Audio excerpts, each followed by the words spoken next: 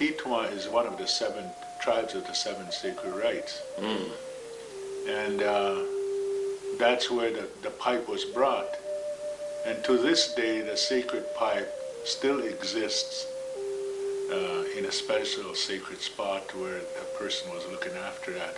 A pipe keeper. Oh, so it's still a this is a legitimate family that's still doing this? This is a legitimate. It's not Orville Looking Horse. It is. Okay. Yes. How did you? Well, and he gets a lot of publicity. Yeah.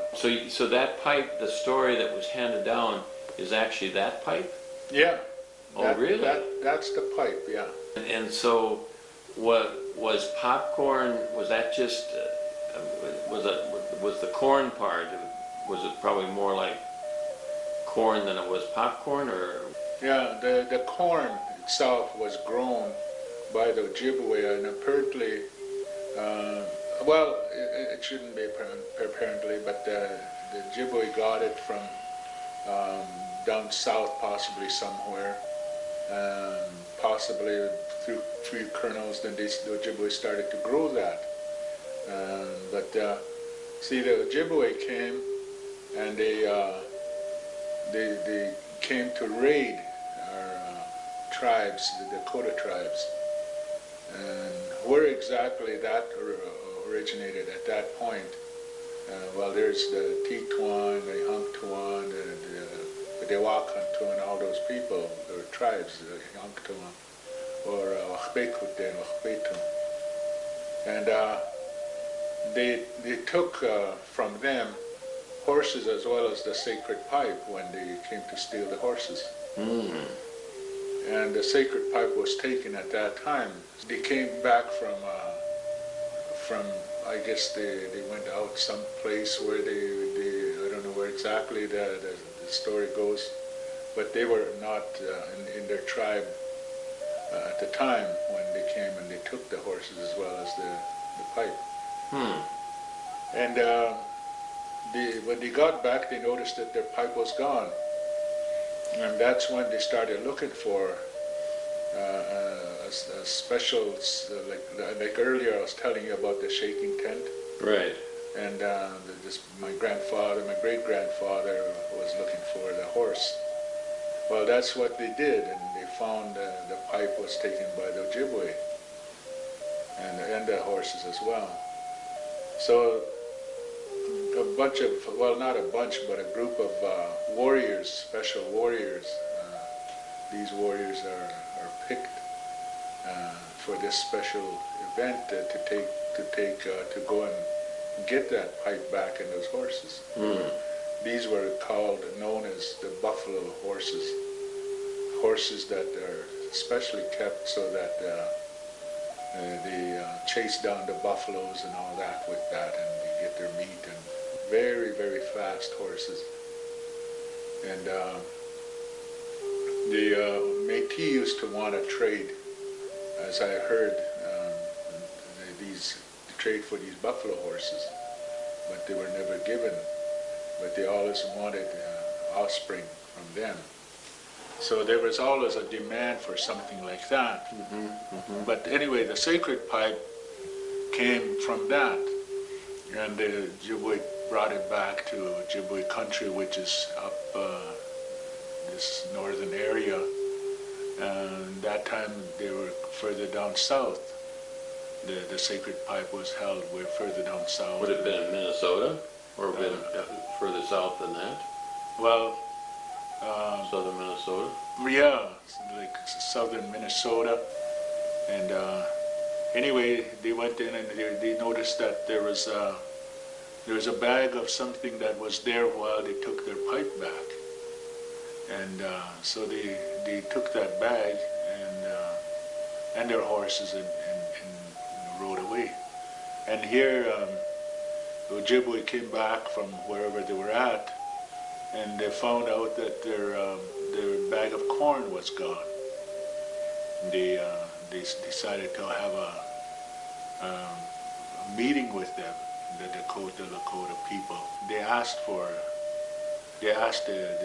yes, you have every right to come and get your pipe back and your horses back, but you also took our corn. corn was this very sacred and special stuff that we have. They asked if they can have some of that corn back, but they gave some of the corn to the Dakota along with their pipe back. Of course, they took it back anyway. And after that, the Dakotas, they too in turn said that we will tell you how this pipe is used. We'll teach you how to use the pipe. We'll teach you how to sing those songs. You will be able to utilize that the sacred pipe with all the different ceremonies, the sun dances, and the sacred pipe as to how it's put together and used in times of suffering or healing or spiritual needs. It was given in that way. They had quite a successful meeting because to this day the Ojibwe and the Dakota people often got together and they had special powwows, and they had married into the families of the men of the Ojibwe, or the Ojibwe women married into the family of the Dakota. They had a great meeting that brought them together. To this day, it's still like that. They're just like relatives. Although they're apart from one another, they're still like relatives. And it's still there. It's still a part of what those days have brought them together. Maybe they even have some of that corn yet to this day. And it's now in the form of Wapapa. Yeah. It's transferred into this unique. When we come down to the corn of today, what it's used for, the corn itself will be identified as Wapapa, because Wapapa means Wapapa, and that's one of the things that is going to be is grown today. We identify it as that because that's a sacred vegetable that is used to bring two tribes, two different nations together. And to this day, that's what it's doing, still doing, still it will be able to carry on the unity of these two tribes, or two people, or two groups. And Wapapa. Wapapa is a word that's so easy to say because it means corn. In Dakota, it means corn, but the corn will always be making unity of people together. You know, if you want to sit down on TV and you have different people, non-native people as well, you can cook up a box of Wapapa and share that together and have a great joyful evening. Mm-hmm. And that's really what Wapapa is about. And in time, Wapapa may grow to a great point of growth that people from all over the place will look forward and seek, to want to get a hold of some of this stuff, because it's covered by a story of the white buffalo calf woman. And that's why it's so unique and so powerful that it will become a part of our way of life. For children, for young people, for young adults, it's going to help them to grow, and in time it'll bring reconciliation amongst our people, amongst the different cities or tribes. It'll bring reconciliation amongst the people, to draw them together,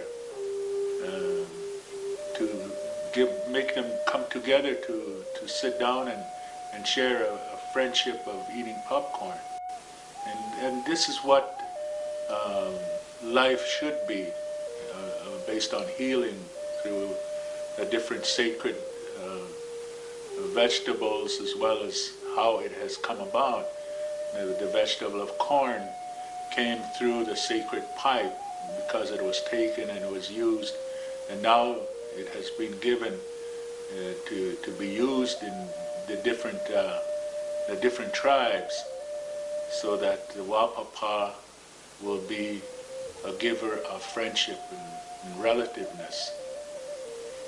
So again, when we do go back in time, there's so much to be thankful for how things have come about. For example, the sacred pipe, how it was given by the white buffalo calf woman, brought that white buffalo calf pipe, and it has then become still available today. It's still there, and I believe that it'll still be there for as long as possible, and for generations to come. Yes, still to come, and still the popcorn will be the same, because both of them were connected together sacredly in a way that it brings people together. The sacred pipe brings people together. The popcorn, the Wapapa, brings people together. And that's what's most important. We'll probably be doing that for generations to come as well.